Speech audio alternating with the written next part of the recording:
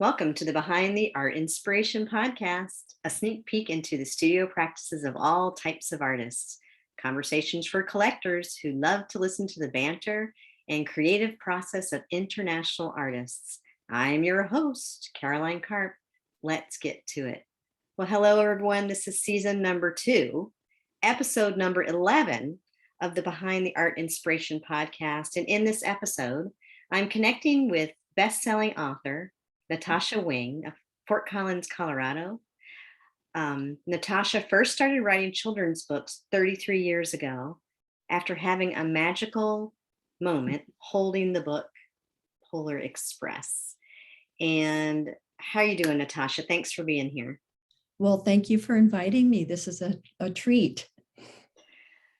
What I want to start off with is, so I think everybody knows what the Polar Express is, but maybe not everybody does. So maybe talk, and I certainly really do know the Polar Express because I think it's a yearly kind of ritual that I first took my own kids through, but now the kids in my classroom also. So tell me about your experience and how that connected with your books, your series. Well, The Polar Express is actually the book that got me into writing for children, because before I was in advertising and public relations and all that kind of stuff. So I was doing some writing, but I wasn't doing super creative writing. But I saw this book at a Christmas bazaar in Phoenix, of all places.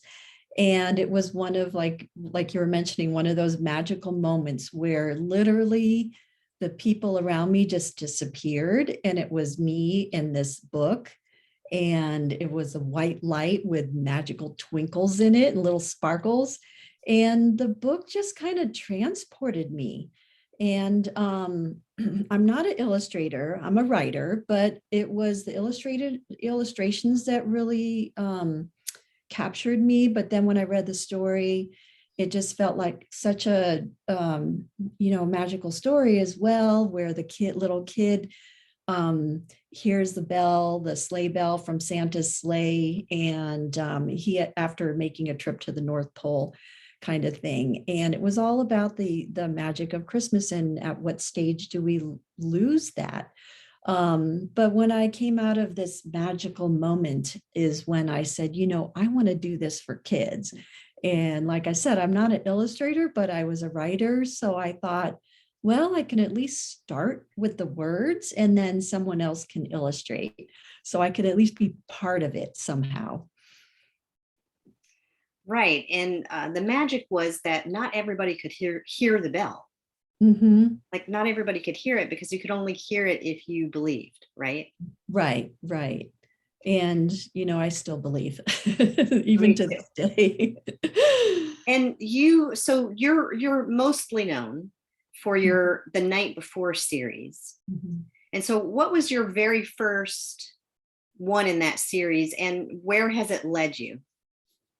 Well, the very first one was the night before Easter. Okay. So obviously Christmas kind of has an influence on me, and that was one of my favorite holidays. And as kids, we grew up with the night before Christmas, which in 2023 is going to be 200 years old, I think it is. Oh, yeah, wow. 200 years old.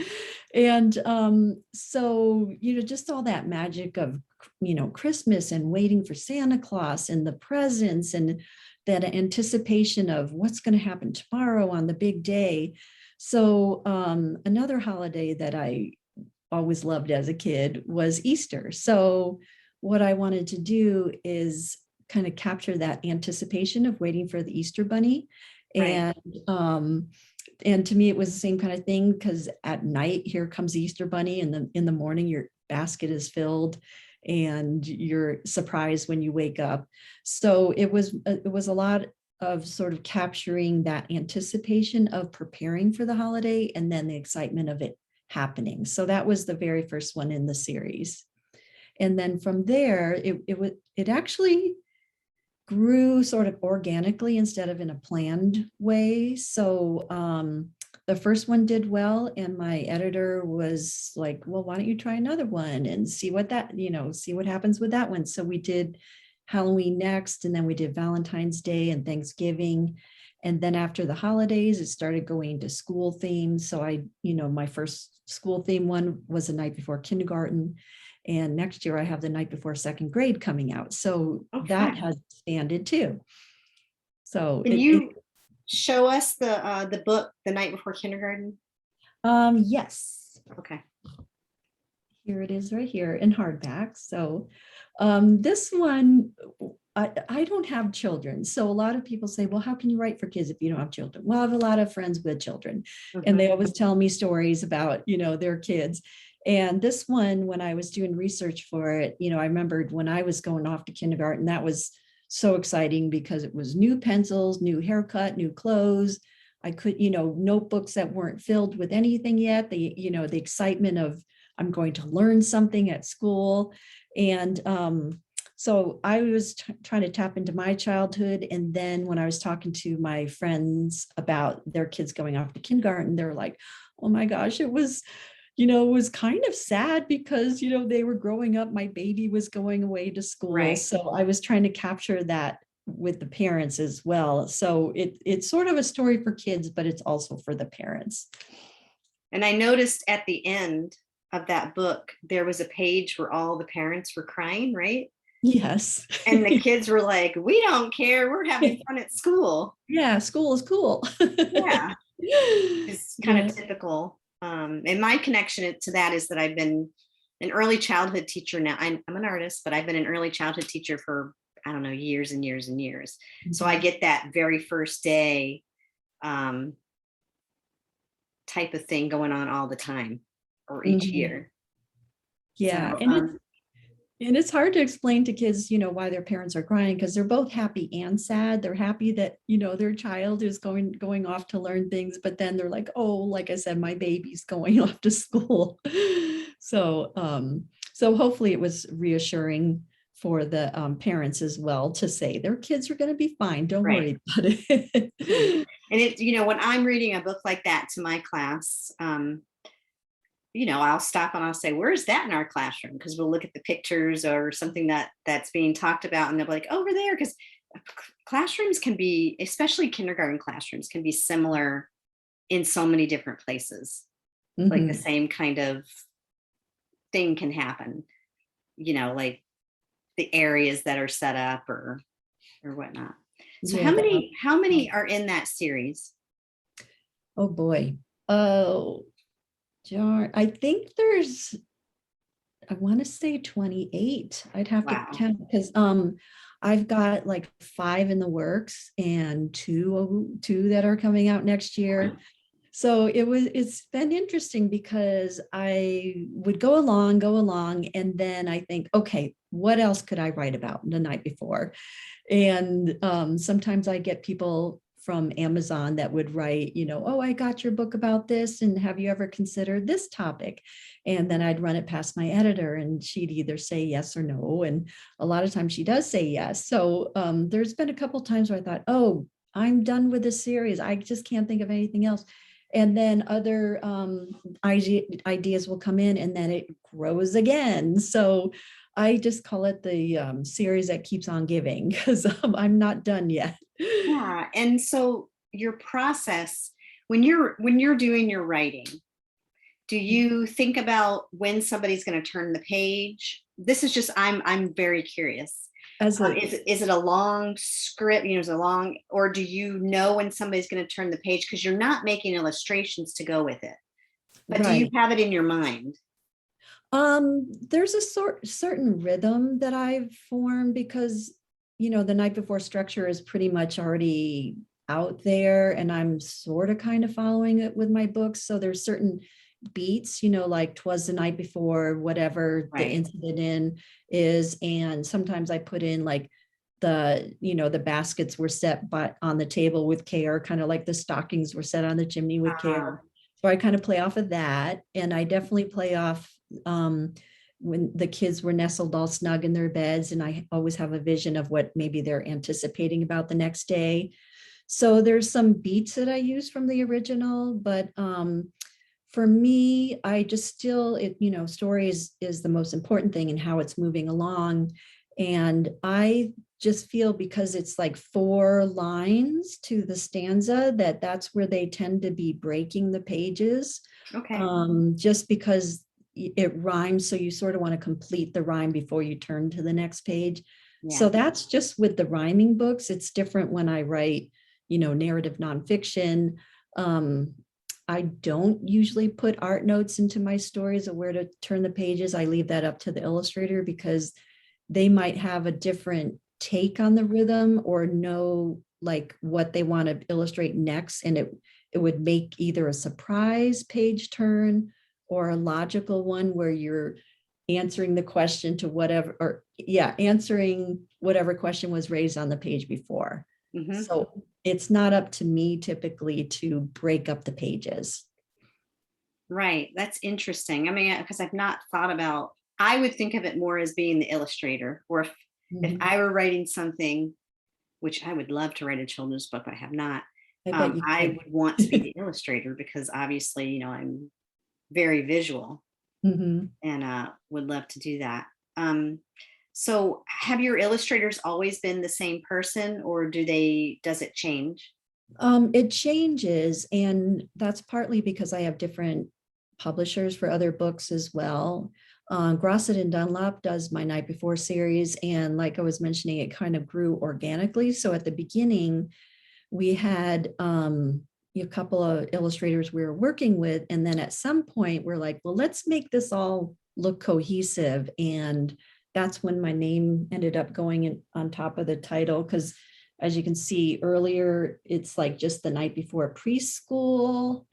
And then later it became like Natasha Wings the Night Before Thanksgiving. Yeah. So we started branding it. And then once when that was happening, there's an illustrator, Amy Wummer, who they're very, very happy with. And kids might know her from illustrations they've seen in Highlights magazine. Okay. And so they started using her, and they've been using her, like, I don't remember which one she started with, but at least for the last 7 or 8 maybe titles, and then the future ones. So it's been an interesting growth cycle with this, but I really love her illustrations. They capture the energy of the kids. And then we're starting to include more diverse people in our stories as well, Yeah. just reflect reality. Hmm. Yeah. Those would be nice books to have in a classroom. Like, I think that's really needed right now. Mhm. Um, do you ever sell packets of your books? I think I already know the answer to this because I was researching you on your website, but packages of books to teachers or schools. Well, the publisher has not put together a package, but there has been another, I don't know if it's a publisher or a packager, but they're trying to bundle them, especially for teachers. But because of COVID and there haven't been school fairs, so they typically go into the schools with, book fairs. And so they haven't been able to do that yet. So they're kind of waiting to see when that all kind of stabilizes. And then they're talking about putting together bundles. Because I've had teachers, for years and years say, can I just buy them all at Right. once, to take me from August till June or whatever their school year is. And I've always agreed with him. I said, that's a great idea, but it's a matter of somebody actually putting it together. Yeah, because I could see lesson planning, it would be advantageous for those teachers to be able to, circle around and kind of weave their year through, especially Yeah. if they're thematic based like that.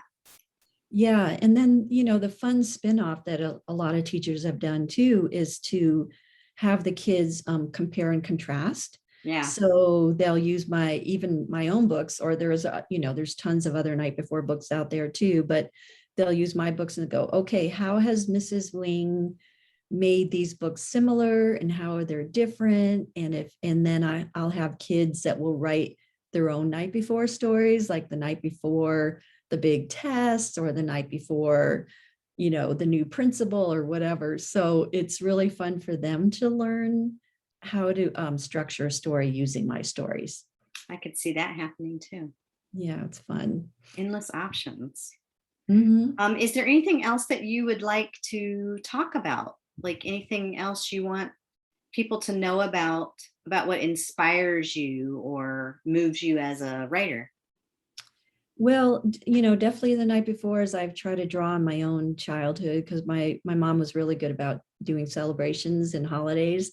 If I didn't celebrate a holiday as a child, like Passover or Hanukkah, or I have Lunar New Year coming up, then I have no problem reaching out to people and asking questions of, how did you celebrate as a child?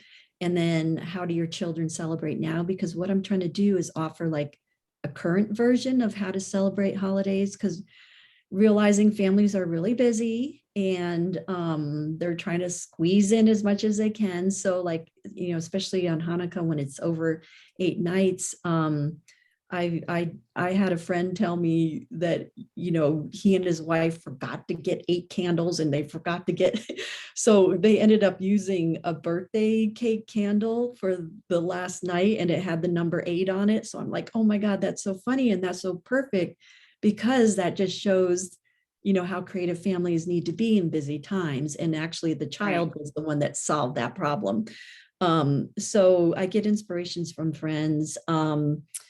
I do some narrative nonfiction. So this one, An Eye for Color, about Joseph Albers.